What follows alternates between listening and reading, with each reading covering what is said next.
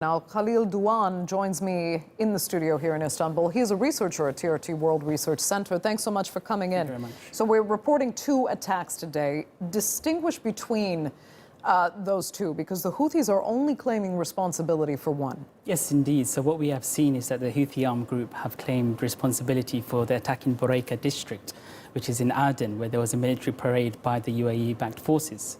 And we can just be suspicious about this, first of all, because we have seen on many occasions the Houthi armed group have claimed via their propaganda wing that they have conducted strikes and ballistic missiles, including armed drones. In this occasion, we have the Qasif-2K. However, if we look at original reports of this parade attack, first of all, there was an initial reporting of a blast. Now, if there was a blast, it wouldn't necessarily be a strike nor a ballistic missile. So at the moment in time, I'll be very wary to say that the Houthis were actually responsible for this. But in saying that, they indeed do have the capabilities. They have been striking Saudi Arabia in Yemen-Two province, where Saudi Aramco is, the oil maker. So we shouldn't be surprised. And they have also claimed last year an attack on UAE's airport. Right. With regards to the second attack we have in Aden, again, on a police station in the early hours of the morning, some reports claim that 10 officers were killed. This is something which is not of a design by the Houthi armed group. From my initial assessment, I think it's perhaps Al-Qaeda in the Arabian Peninsula or Islamic State in Yemen. They haven't said anything yet on their Telegram or open source networks. And this is something not out of the ordinary. For the last year, or at least 8 months, Al-Qaeda have been very slow in their propaganda, including IS. So we still have to wait and see what's happening on this developing story. Right, but they are there. It's a presence that we don't talk about very often, Al-Qaeda in the Arabian Peninsula, but they are very much complicating this conflict as well. But I'd like to ask about the Houthis. As we saw the journalist earlier kind of playing this to say it actually shows that the Houthis are winning this war. Are they? And I mean, are we expecting as well something then in terms of retaliation?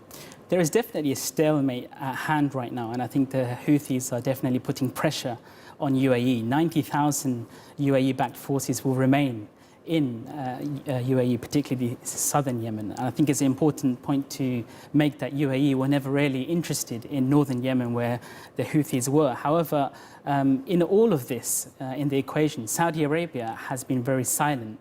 I'm not sure whether that's to do with behind-the-scene negotiations with regards to a peace plan. However, UAE, I believe this is an attempt to reel them back in to the conflict. And a stark point to make is that the Houthi armed group and the military spokesperson this morning did claim that they are going after the Security Belt Forces, which is a UAE-backed force.